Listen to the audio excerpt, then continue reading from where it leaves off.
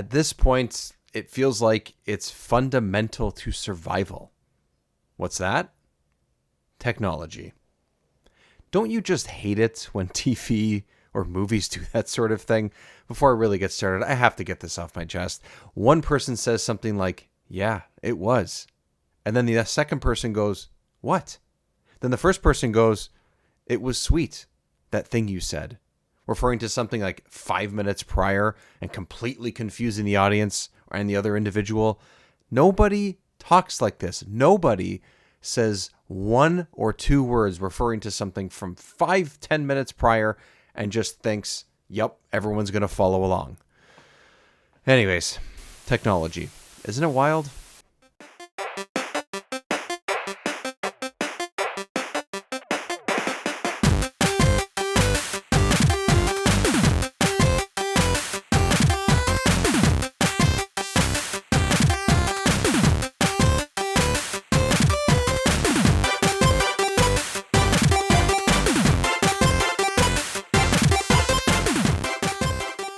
I've had this thought a few times over the last several months.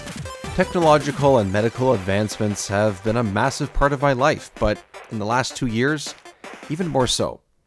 Have you ever stopped to think, wow, a stethoscope is an amazing thing and it's been around for well over 100 years.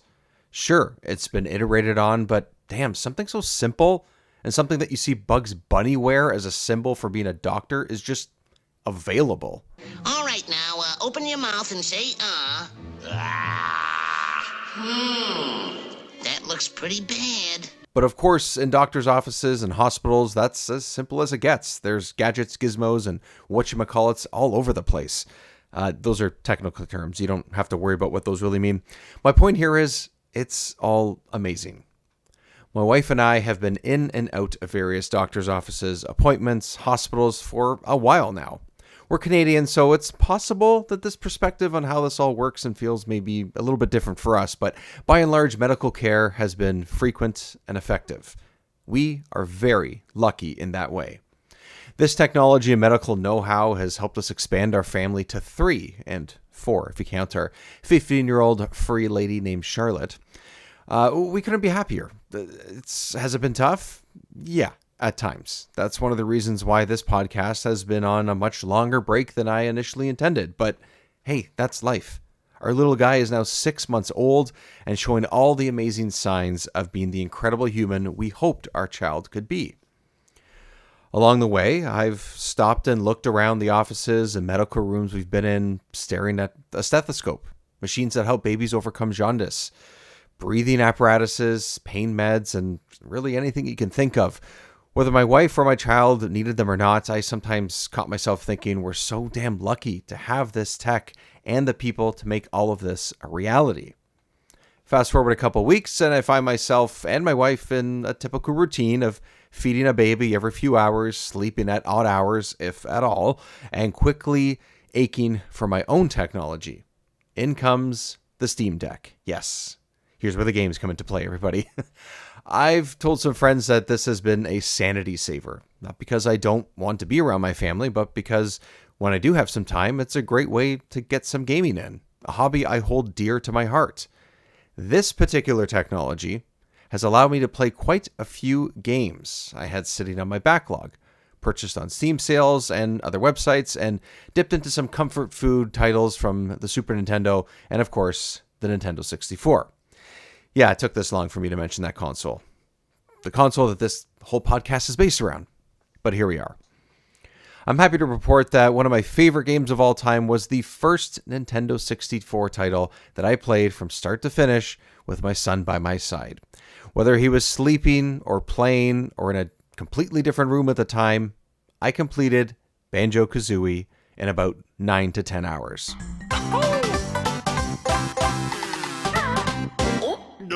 I didn't intend to take the time from start to finish, and, there was something about that childlike whimsy in the game and humor that just felt right at the time. While it isn't the reason to play a great game like this, I can now proudly and joyfully tell my son later in his life that he and Dad technically played this game together, and it was his first N64 game.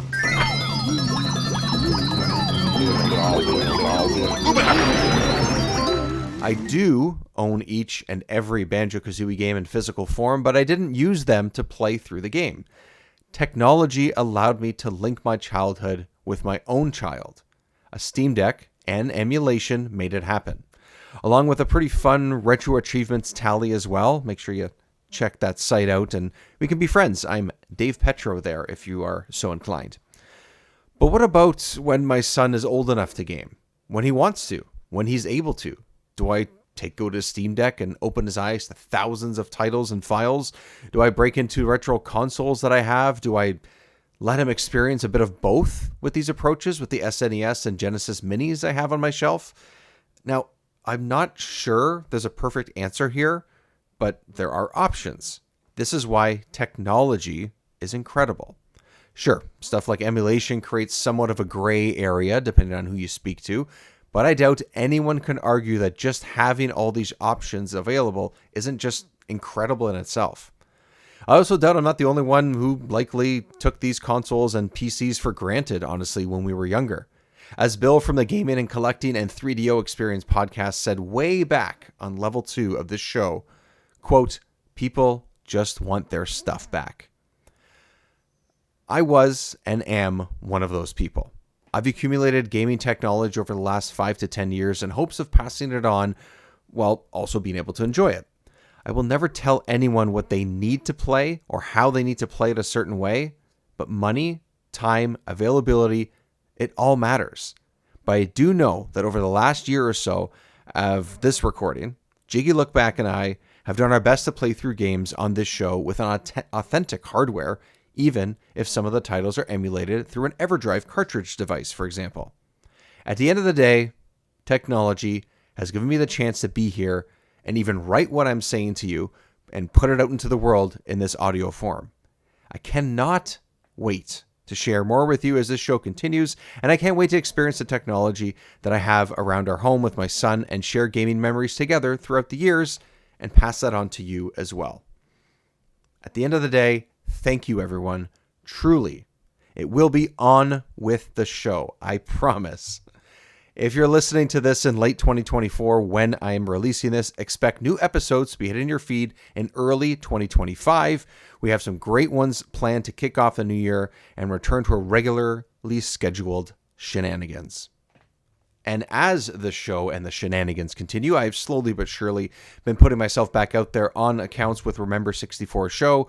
You can find me pretty much everywhere but on Twitter or X, whatever you want to call it.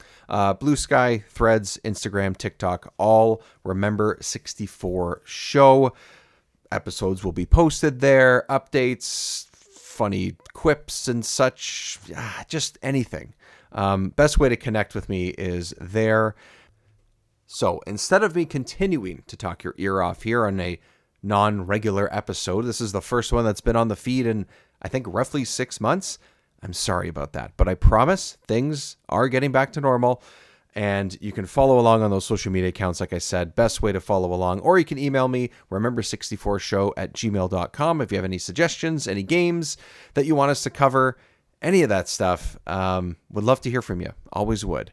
So thanks everyone for listening, being here through all this. I'm sorry the absence was so long, but I promise we're coming back with a bang. The first few episodes are going to have some big heavy hitters, and then we're going to sort of play everything in between, like we said, the good, the bad, the ugly, and everything in between. Thank you everyone for joining me on Remember 64. We'll see you soon.